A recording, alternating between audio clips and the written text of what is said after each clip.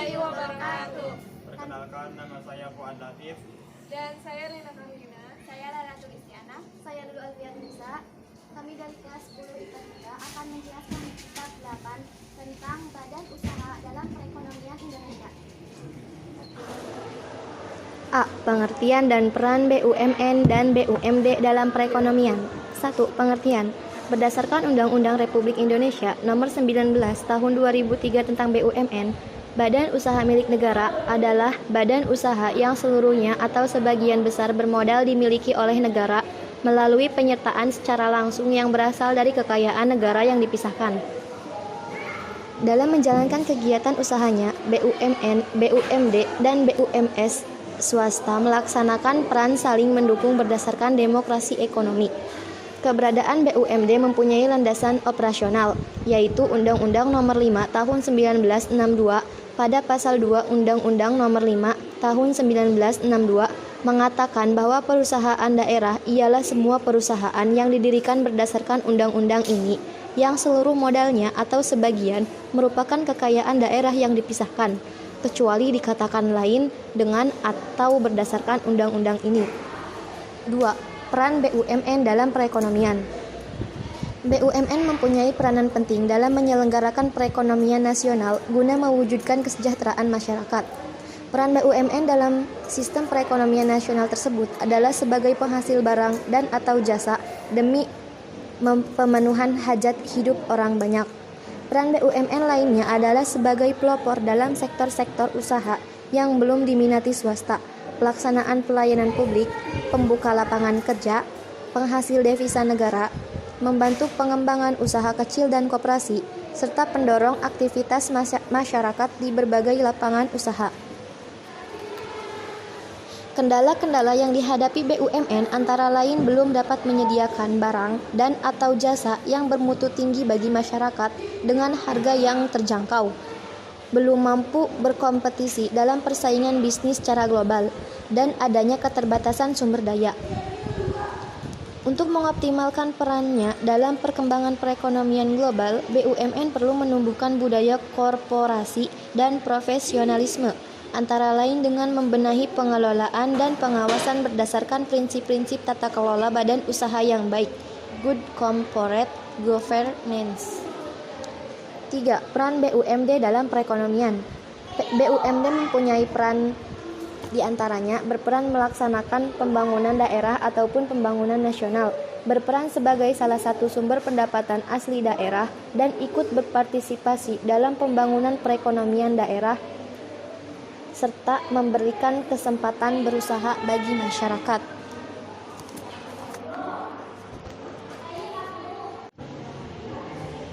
Fungsi badan usaha. Badan usaha mempunyai fungsi antara lain fungsi komersial, fungsi sosial, dan fungsi pembangunan ekonomi. Yang pertama, fungsi komersial. Salah satu tujuan badan usaha adalah untuk memperoleh keuntungan. Untuk memperoleh keuntungan secara optimal, setiap badan usaha harus bisa menghasilkan produk yang bermutu dan harga saing ataupun memberikan pelayanan yang berkualitas kepada pelanggan. Fungsi komersial dapat mencapai sasaran yang ditetapkan dengan menerapkan fungsi manajemen dan fungsi operasional. Fungsi manajemen. Ada beberapa fungsi manajemen yang bisa digunakan untuk mencapai tujuan. Di antaranya, fungsi perencanaan, fungsi pengorganisasian, fungsi motivasi, dan fungsi pengawasan. Fungsi operasional. Untuk menjalankan kegiatannya, badan usaha perlu mengelola sumber daya manusia, produksi, pemasaran, dan pembelanjaan dengan sebaik-baiknya agar dapat mencapai tujuan yang telah ditetapkan.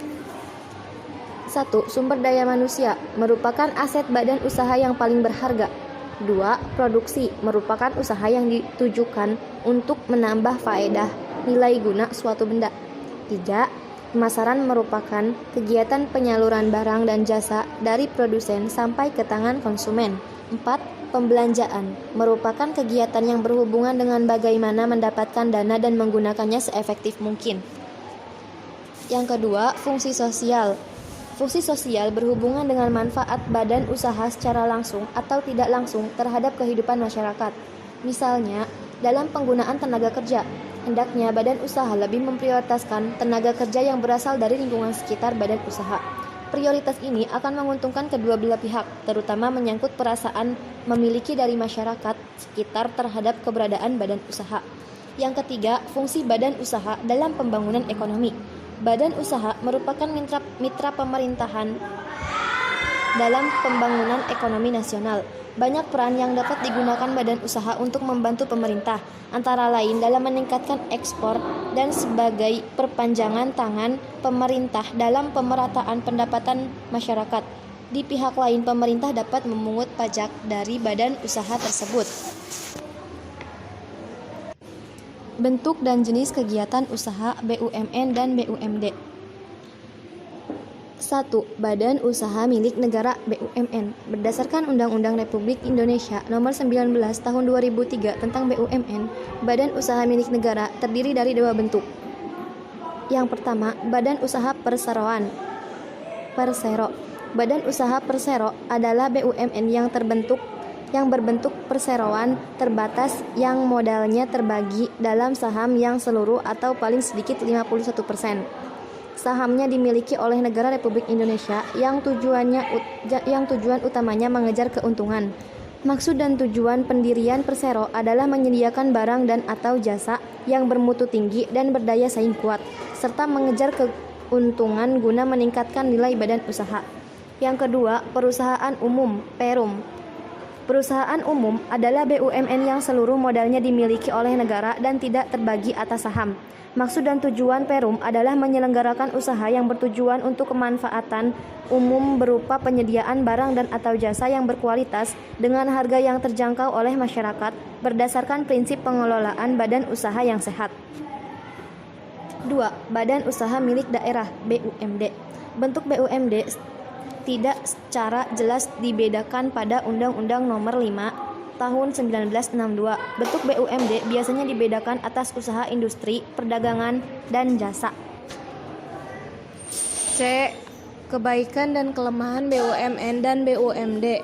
1. Badan Usaha Milik Negara atau BUMN. Kebaikan dari BUMN adalah sebagai berikut. 1. Berusaha pada sektor-sektor yang menguasai hajat hidup orang banyak. 2. Menyediakan barang dan jasa publik untuk kesejahteraan masyarakat. 3. Membantu keberadaan usaha lainnya supaya dapat berusaha lebih baik. Adapun kelemahan dari BUMN adalah sebagai berikut. 1. Karena sebagian BUMN bertujuan memberi layanan pada masyarakat, seolah-olah BUMN tidak perlu efisien dalam pengelolaannya. 2. Maju mundurnya BUMN tergantung dari niat baik para penentu kebijakan pada BUMN. 3. Lambat dalam mengambil keputusan karena pemilik atau pemegang saham atau pemodal adalah pemerintah, sehingga untuk memutuskan sesuatu harus melalui birokrasi yang panjang. 2. Badan Usaha Milik Daerah atau BUMD. Kebaikan dari BUMD adalah sebagai berikut. 1. Berusaha menyediakan barang-barang untuk kebutuhan pemerintah daerah. 2. Sumber pendapatan asli daerah. 3. Menyediakan lapangan kerja. 4. Memberikan keamanan kerja bagi pegawainya. Adapun kelemahan dari BUMD adalah sebagai berikut. 1. Pengelolaannya menyangkut birokrasi, sehingga BUMD kurang cepat mengambil keputusan. 2. Sering kekurangan modal. 3. Maju mundurnya BUMD dalam banyak hal tergantung kepala daerah, karena yang mengangkat dan memberhentikan direksi BUMD adalah kepala daerah. D. Pengertian dan peran BUMS dalam perekonomian. Berbeda dengan BUMN dan BUMD, badan usaha milik swasta atau BUMS adalah badan usaha yang modalnya dimiliki oleh pihak swasta. Badan usaha swasta dibedakan atas badan usaha swasta dalam negeri dan badan usaha swasta asing. Badan usaha swasta dalam negeri adalah badan usaha yang modalnya dimiliki oleh masyarakat dalam negeri. Sedangkan badan usaha swasta asing adalah badan usaha yang modalnya dimiliki oleh masyarakat luar negeri. Peran badan usaha swasta dalam perekonomian. 1. Sebagai mitra BUMN. 2. Sebagai penambah produksi nasional. 3. Sebagai pembuka kesempatan kerja. Dan 4. Sebagai penambah kas negara dan pemacu pendapatan nasional. Bentuk dan jenis kegiatan usaha BUMS. Badan usaha swasta terdiri atas 3 bentuk, yaitu badan usaha perseorangan, persekutuan, dan perseroan terbatas. A. Badan usaha perorangan. Badan usaha perorangan dimiliki oleh 1 orang. Oleh karena itu, pengelolaan badan usaha ini mudah dan biaya yang dikeluarkan pun murah. B. Badan usaha persekutuan. Badan usaha persekutuan dimiliki oleh beberapa orang. Oleh karena itu, badan usaha ini memiliki kemampuan yang lebih baik untuk memperoleh modal yang besar daripada badan usaha perorangan. Badan usaha persekutuan bisa berbentuk firma dan persekutuan komanditer CV. Firma didirikan oleh beberapa orang dengan nama bersama. Misalnya, Andi, Badu, dan Catur mendirikan firma ABC yang diambil dari inisial nama-nama mereka. Persekutuan komanditer CV didirikan oleh beberapa orang yang terbagi dalam sekutu aktif dan sekutu pasif.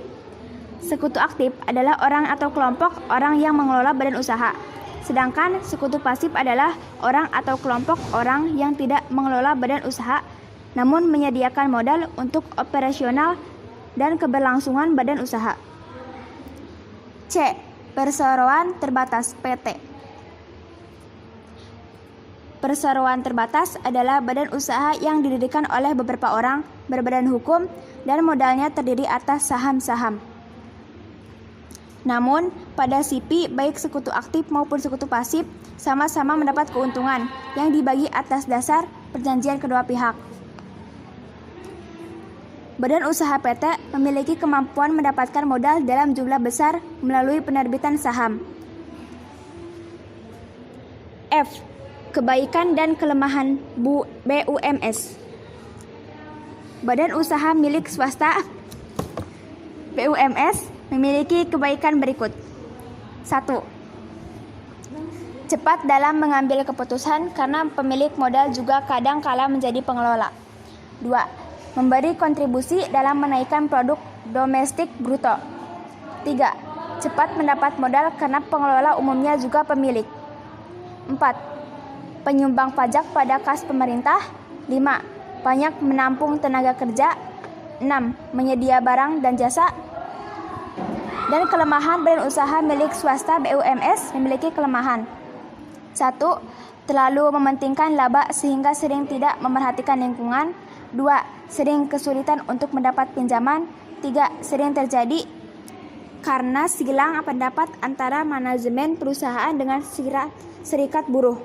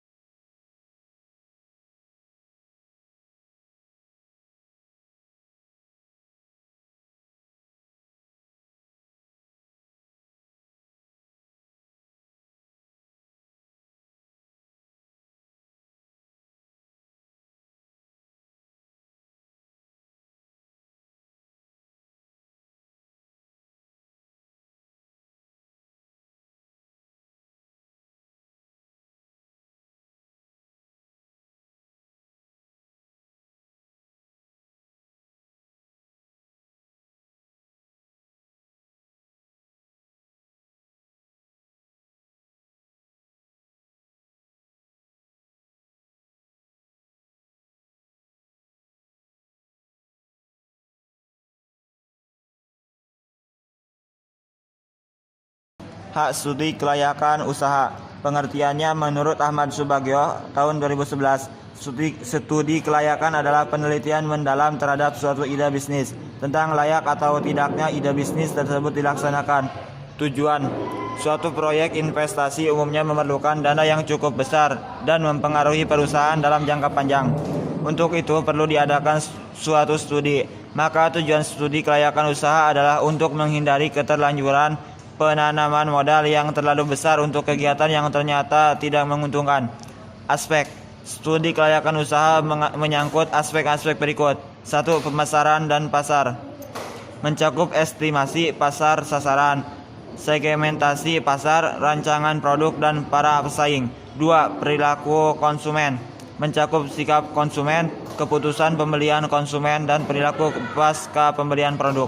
3. Sumber daya manusia. Mencakup analisis pekerjaan, tenaga kerja, pelatihan dan pengembangan karir. 4. Organisasi. Mencakup efektivitas organisasi, kepemimpinan dan pengembangan organisasi. 5. Akuntansi. Mencakup laporan keuangan, neraca dan laporan laba rugi. 6. Manajemen operasional dan teknologi. Mencakup proses produksi, perencanaan kapasitas, pemilihan teknologi dan perencanaan sistem kerja. 7. Keuangan. Mencakup sumber-sumber dana, perkiraan investasi, biaya operasional dan perkiraan pendapatan. 8. Hukum. Mencakup izin lokasi, izin usaha tempat usaha dan SIUP. 9. Politik, ekonomi, sosial dan lingkungan hidup. Mencakup situasi pemerintahan, UMR dan analisis dampak lingkungan. Pihak-pihak yang berkepentingan. Pihak-pihak yang berkepentingan dalam studi kelayakan usaha adalah sebagai berikut. 1. Investor yang akan menanamkan modal jika studi kelayakan layak untuk direalisasikan. 2. Kreditor, yaitu lembaga keuangan yang akan mengucurkan dana jika studi kelayakan dilakukan peminjam dengan baik. 3. Manajemen perusahaan yang akan menjalankan usaha.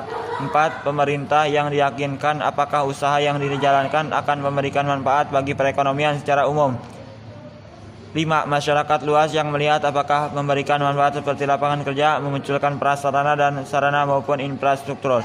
Tahap studi kelayakan usaha. Berikut garis besar tahap studi kelayakan usaha. 1. Penemuan ide yang dapat menghasilkan produk yang menguntungkan. 2. Penelitian yang mendalam dengan metode ilmiah. 3. Evaluasi usaha proyek yang akan dibangun dan bisnis yang sudah berjalan. 4. Pengurutan usulan yang layak mencakup jenis pekerjaan, waktu yang dibutuhkan, jumlah dan kualifikasi tenaga pelaksana, dan ketersediaan dana. 5. Rencana pelaksanaan proyek bisnis. 6. Pelaksanaan proyek bisnis. Semua tenaga pelaksana harus bekerja sama sebaik-baiknya sesuai rencana yang telah ditetapkan.